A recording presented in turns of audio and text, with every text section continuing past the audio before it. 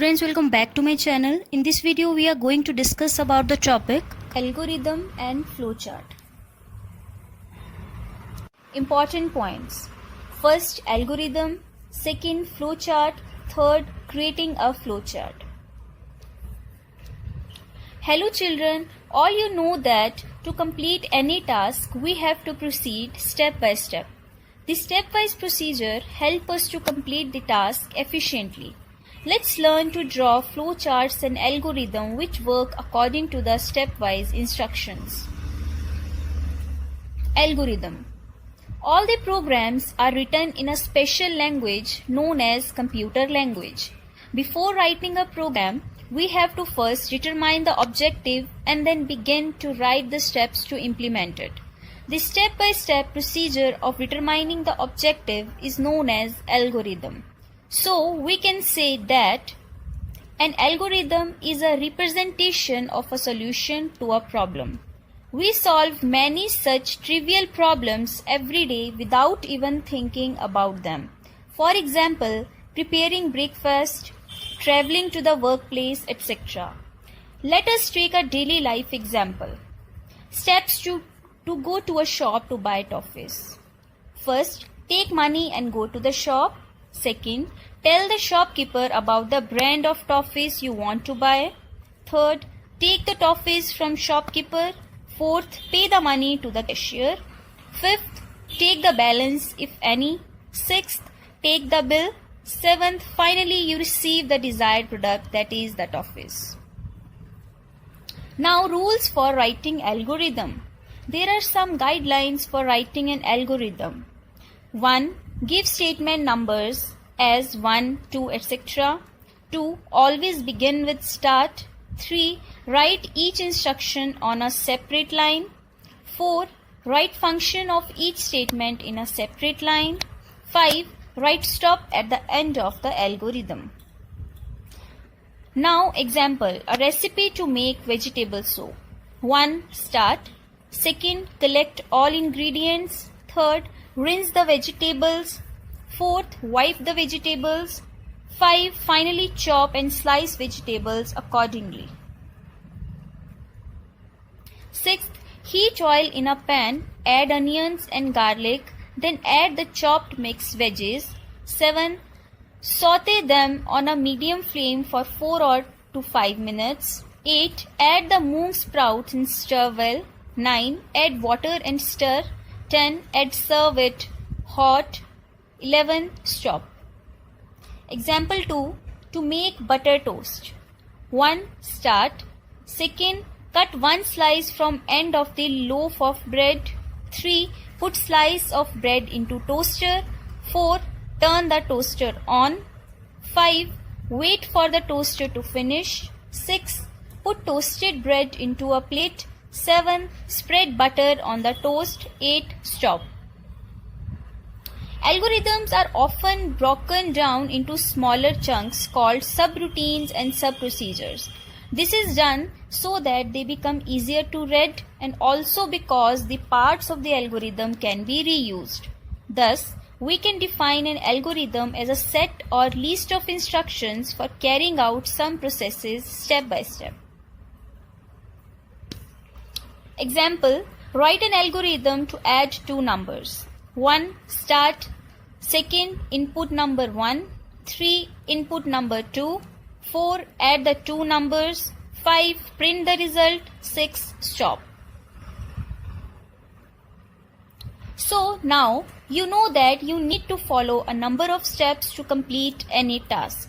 But to solve any problem, you have to follow the steps in a particular orderly way. Similarly, you need to write programs in computer language to solve any problem in a computer. Therefore, one needs to develop an algorithm before writing a computer program to solve a problem using computers. Now, advantages of algorithm. There are many advantages of writing algorithm for solving a problem. Algorithms are very useful in solving problems. Some of them are as follows. First, they are easy to understand. Second, they are easy to implement. Third, They describe the steps that should be taken to solve a problem. Fourth, they help to eliminate any logical error in our problem-solving program. Fifth, they are independent of any computer language. Now, flowcharts. Flowcharts are easy to understand diagrams showing how different steps in a process fit together. This makes them useful tools for communicating how the processes work and for clearly documenting how a particular job is done. Now, advantages of flowchart. First, it is usually much easier to draw a flowchart of a problem and then to write a program directly. Second, flowcharts are an important aid in the development of algorithm itself. Third, easier to understand than a program itself. Fourth, independent of any particular programming languages. Fifth, it saves time while writing the program. Now, symbols of flowchart. To make a flowchart, you need some standard symbols. Each symbol represents a specific type of operation. Let us learn symbols used to draw a flowchart. First is terminal box. It is an oval-shaped box, also called start or stop box. This box is used to represent the beginning and end of the flowchart. It is an oval-shaped box. When it is used in the beginning, it is called start box, and at the end, it is called stop box. Second, input or output box. The shape of this symbol or box is like parallelogram. It contains instructions which are used to read or write the information, that is, all input or read and output or print operations of the specific problem. Third, process box. This rectangular box denotes computational instructions. Flow lines. An arrowhead line is used to connect different boxes of the flowchart. The direction of the arrowhead shows the direction of flow of data information.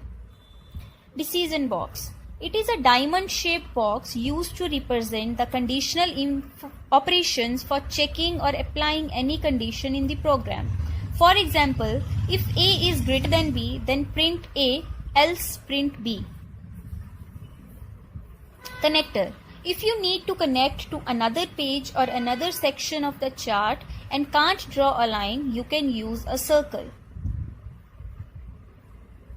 Now, creating a flowchart. To create a flowchart, first categorize the steps of algorithm as input, process or output statement, and then using the boxes connect them to form the chart. For example, to add two numbers. First, start terminal box.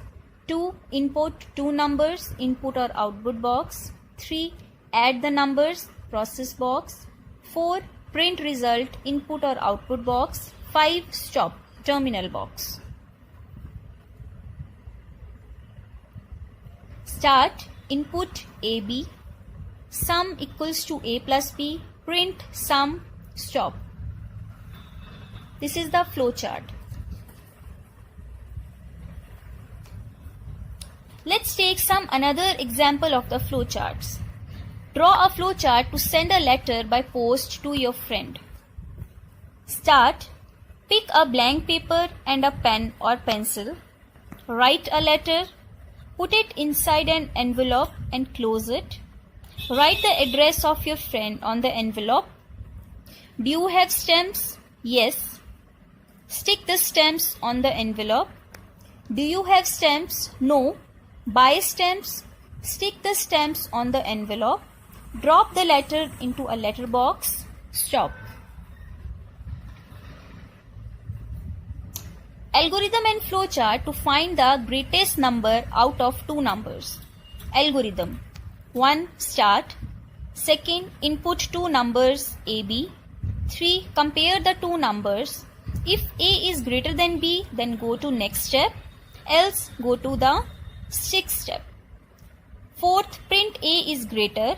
5. Stop. Print B is greater. 7. Stop.